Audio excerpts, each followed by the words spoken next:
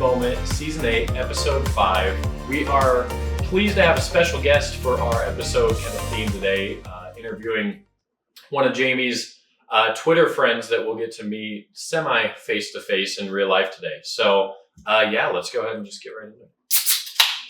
And we got the new flavor of bubbler. New flavor of bubbler. Okay. I don't know if they have bubbler out east, but it's a mainstay here. Yeah.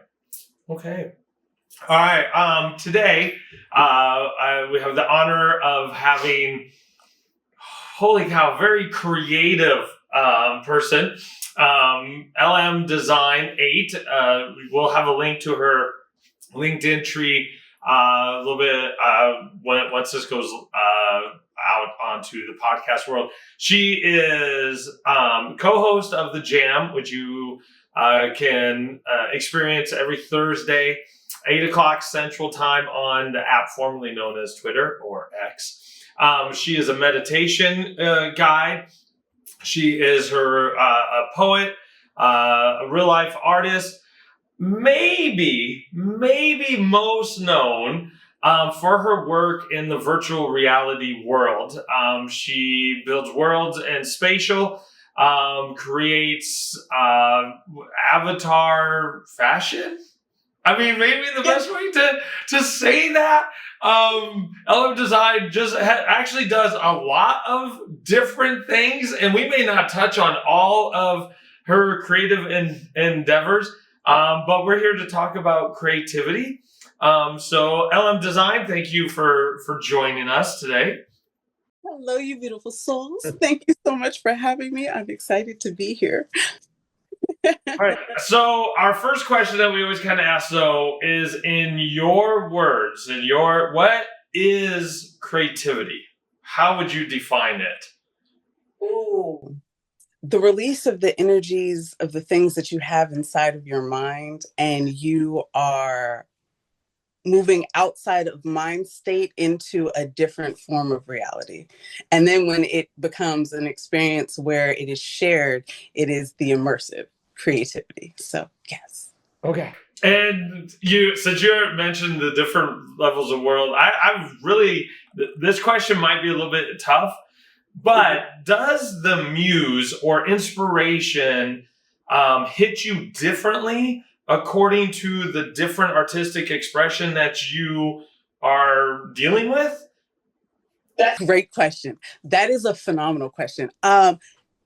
It is like the different chords of an instrument. So they will resonate in a different form, in a different fashion. When I find I haven't been writing, my coding side has lit lights up. When I find that I am stagnant or not knowing where I build in that zone, then I find that I'm profusely writing and scribbling down things. I need to have a physical paint pour moment. So for me, I allow where my mind and energies are shifting to, or where it feels I cannot avoid but doing this, I have to release, to shift me into that artistic form. And that's why I'm a multidimensional artist. So I go where my energies are calling. So for the beginning of January, I hadn't written anything. And I was like, what is happening? But it wasn't a what is happening like panic. It was a where is the medium that I'm being called to? So, and then now it's been every day, it's just floods of writing. Yeah. So kind of tell me, or tell us, I guess, how you kind of started to get that creative itch. Where did creativity first start to play a role in your life, and when you knew that it was something that you were wanting to pursue? Very, very young. I entered into the arts through the performing arts, through movement. So for me, dance saved my life. When I wasn't able to speak and articulate the things that I needed help or the things that I needed to release, I was able to do it in the form of movement. So for me, and I've been dancing since I was like 4, in groups, not even like just waddling around, just like with groups of people dancing. I started around 4 years old. So it's always started there. And I knew the power of it not just being the movement, but it was the culmination of the music helps sway our energies, and it's all frequencies, it's all vibrational. So yes, I'm releasing in the physical form of movement, but there is the elements and the frequencies of the sounds that are moving and energizing what I'm moving through, and the words that are not coming out but are being released through the physical. So early on, from as long as I could remember, I was called to the arts in this way, and I knew it was a power, and I thought everyone had it. That was the thing that I'm realizing now, that I was like, no, everyone's an artist. They're like, no. I'm like, no, I can see it in you. And they're like, no. So, I had to grow into knowing the superpower that I have. So since you're our first guest that actually has a really strong artistic expression in the virtual world aspect, how did that come across? Because I know that you have talked about in other interviews of how like your painting also gets transferred into that. But so where was the genesis of being an artist in the virtual world? It started when I was a little kid and I was taken to the Disney store and everyone was running around. It was like someone's birthday and they were like, yeah, let's go to the Disney store. And everyone was running around trying to find their costumes. And I ended up in the tree and I started playing with it was a blank screen and I tapped it and a color came. And then I was like, change the color and another color. And I was like, this is me. This is what where is this? So fast forward to the technology being an open floodgate to, please try our technology. What do you want to do with it? I was like, I've been waiting all my life. So I've grown up in virtuosity and all of the water worlds and all of the Fahrenheit 451. So I was like, I know that there's sides of it that we get from our science fiction. I want to write the good side. So for me, it's been a calling a long time. So yes, I was like, now let's dive into it. And it started with me opening Blender because that was terrifying. And then yes, Blender. Oh, yes. I know just a little bit of Blender because I messed with it too when it first came. The learning curve, if you're not in that world, is steep. It's very steep. Yeah, so I'm a photographer, kind of digital media. I do a lot of Photoshop stuff. I've messed with Blender very, very, very, very sparingly. And I spent, I think, like an hour and a half one day just learning how to make a cube. That's the type of knowledge that you have to have just to do simple things. So I just want to know, just out of kind of curiosity, dive a little bit more into what exactly does that VR side of your creative life look like in terms of, like you said, the avatar fashion and the building worlds thing. What does that kind of look like?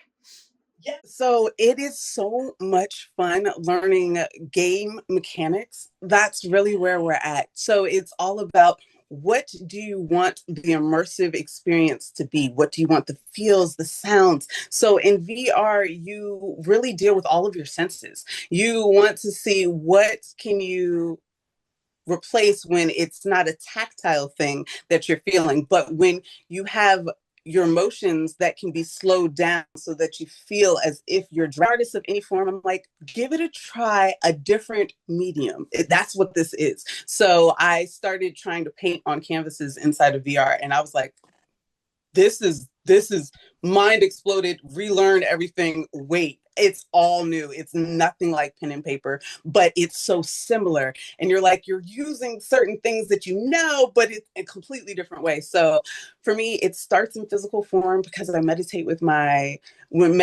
make my canvas works, and I make paint pours. So I make canvas pieces and then I take pictures of them wherever I'm called to on the canvas, because I'm an Adobe Creative Suites lover. So I use it to capture, and I actually take those sides of the creating which textile I want when the patterns, I actually use those videos also within side of my virtual world. So really I'm trying to do the infinite 8 because I'm LMDesigns8. My initials are LM. I do designs. 8 is my favorite number, but it's the infinite. So it's where the digital and the reality and what is reality all blend together. So I blend the physical in, make the patterns that come on the avatars, work in Blender, create the avatars that I want. So then their skin might be dancing with the paint pour pattern that I made. So then you're tying those two things in. And then I'll add different sound frequencies that tie into the 7 main chakras, because I'm very much into all of the healing that you can pour into something while someone's having fun. So you want people to heal, but you want them to have fun while they're doing it. So that's where it starts. And then it just bridges and expands. So it'll be a world, it'll be an avatar. But really my focus right now is finding a way to geotag it so that you could walk into my experiences in the places that you are. I want to be able to say, walk into this aura where you can heal right outside your door, right at your favorite park, right where you are. So bridging the technology of being able to do splat. I love splat, 3D GS, the Gaussian splat, and being able to leverage the power of what we can do with that and geotagging it. It's what I'm all about right now. So yeah. Very interesting. Yeah. So you kind of mentioned that that's the dream or goal that you're working on. Do you have a big creative dream? Like a big, that big dream? I do. I really, really do. I want really, truly people to be able to redefine what they think of reality. And I know that's insanity when we're all around this AI and all of this different things. The thing I want people to realize is that whether it be AI, whether it be you using a digital program, because once upon a time, digital art was not accepted at all. What you have to realize is it's your energies and how we're experiencing you. So that is the biggest thing that I really want people to understand. It is no longer about this platform, that platform. You are your brand, you are your energies. I want to experience that, which kind of still goes with the idea and the long dream of everyone's an artist. I'm trying to keep the hope alive. But truly, I want people to realize that the technology and the things that are here, how we are going to experience art is changing and evolving. It still can hold the most pure of the physical and still have the aspect of the digital. You don't lose what is the foundations of art and what we've always known and loved about art. It's just enhanced because more people are able to experience it with you. So it's that everyone experience it in this way, in this format. So yeah. So, just to push a little bit, because you mentioned of the foundations of art, of whatever it can be, and it can be done, like you said, painting, in maybe one of your spatial worlds. But do you feel like some people are jumping into just the technology and not having a foundational understanding of the things and work that it takes to be an artist? Or I'm sorry. No, I apologize. Can you repeat the question? So, do you think people sometimes just jump ahead into the new aspect of technology and not learning the foundational aspects of artistic expression to make it, as real as possible? Yes, there are. So it's kind of like the digital assets and different things. There are just PFP.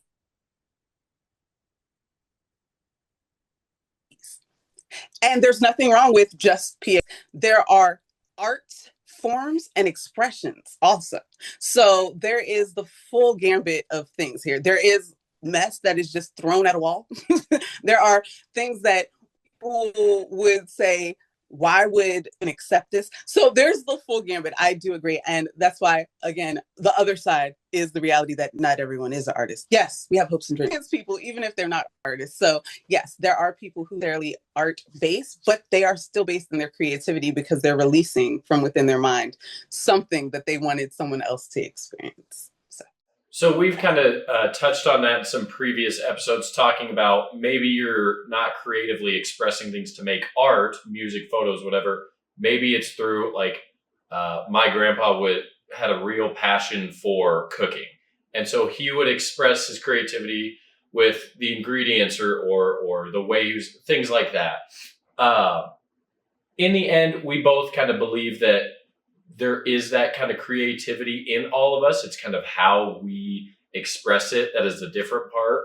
And so I guess my question is, what drives you to create? What is it is it just kind of that creative itch? Is it trying to change that perception of reality like you talked about? For me, I like traveling and seeing new places really drives me to create photos and videos and build those experiences to share. So what drives you to create those different things and those different pieces of art? Great question. It is a combination, two powerful combinations of things. One, it is my way to immortalize things for me, for the contribution to the collective. I am woven into the fabric of all of this when I release the creativity and the sides that I'm called to. When we ignore our creativity, it's when the world dims, and I want to brighten the universe. So for that, it's that side. The other side is all of my art has healed me, and I don't just want that to be for me. So I want, if it's not that you're drawn to the healing that you can receive from my art, it's I want you to light up and find the healing that you can have when you release your creativity. So it's the healing, and it is just contributing to the eternal, the universal. So I'm called to both. And yeah, that's where it comes from. Yeah. Okay. What single piece of artistic expression are you most proud of? Oh, that's hard. Single. Oh, Yep. Yep. He hit me with a hard one. Spot. See, that's a hard one. I'm gonna have to say Infinite Breath, my spatial, because while it is the gateway, the one singular gateway, of so many. So it's answering the question directly, because I've never had a space where I have so beautifully blended physical to digital for me. It's always been, this is one aspect that I have. This is the physicals that I have. This is the digitals I have. This is the ideas that I want to have. But in Infinite Breath, I'm able to show exactly that. It's the physical, you see it, and you can see it mounting to the digital, and then you can toggle it into where you are, wherever you are, bring it into your realm and see it all around you, be wrapped in it, and it's never done. This art piece will never be finished. While I have breath in me, it will never be finished, because I will always be learning and developing. So therefore, this space is infinite growing. So this is my art project that I know will never end. So for me, this is, that would be the piece I'm most proud of. Yeah. Okay, so follow up. I know you already said that it's not finished, but go into the story of how much work and time and effort it took to get it out there. Oh, so currently right now, Infinite Breath 2.0 is live. So it's been through iterations. So backing up to, my first initial, it's actually based on a series of NFTs, my first NFT collection that I released on Object. So it's been years in the making. Before I came into the NFT and digital asset space, I was working on developing how to make in physical forms and how to embed sound frequencies into things. So years and years of studying different things came into this. So that's a hard question. I guess that's also why I'm most proud of this piece, because I've been doing research. It has been studied, tried and true. And also it brings in other people's energies. Like Ira X Lab, she left her yoga mat so you can actually do yoga inside the space and follow it inside the reel if you want to bring it in. Touch grass while you're doing yoga in the virtual. There's so much to it. So I want to say from entering into spatial, it took about 6 months for me to get the initial, because I was working with just GLBs and dragging and dropping. This was before Unity was in there. So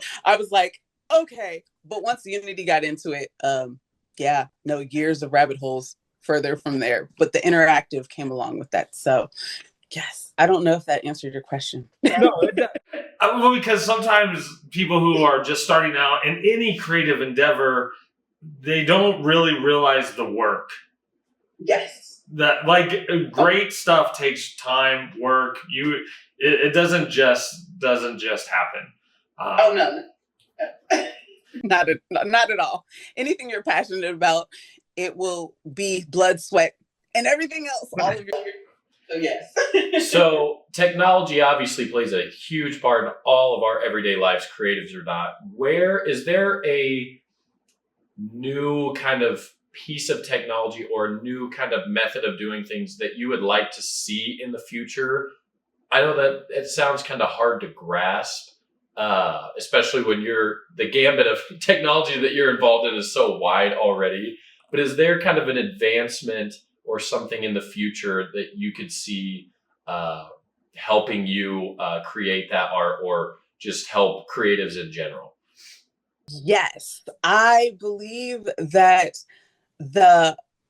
it's more of a way of things. The open source is really what I would want to see pushed. I love Adobe. I do.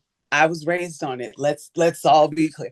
But the power of the open source and having devs give you the best and give you templates from them, the push of really having more people get involved and understand, if not get involved with GitHub, and how it's really more than just the art of development. So all of the things, I want a mobile blender on my phone. I know I am asking for the world. I want a mobile Your phone will get pretty hot. Look, I know. And I want a cooling system to work with all of that. So those are the technologies I want. I want it all to be mobile on the go.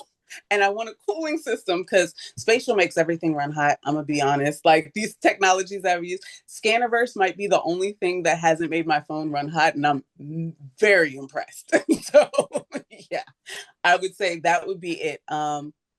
Me to be able to have, I mean, my phone's already, it's very robust. So I want to be able to get that. You need the desktop. Don't tether me. All right. So we're at the 5-minute mark. So we get one last question. If you could say something to your older self in 10 years. Okay, no, I know. We got a little tech different. So what would you like to tell your older self in 10 years? Your older creative self. What would you like to tell her? More fearless. Those things that you don't try, that was silly. That was a waste of time and a waste of energy. Being timid is a waste of energy. So if there is a medium that you were really called to, don't worry, they're not ready, but you are. So keep pressing that. Oh, I like it. All right. So we got the chance to talk to LM Design. Again, we'll have your linked tree link.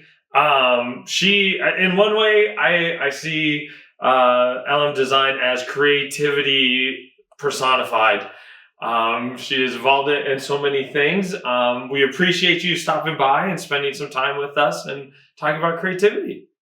Thank y'all so much. And like I like to say, I appreciate y'all for this interview, this opportunity, and love self, love others, and love oh so often. Take care, y'all. See you next Thursday.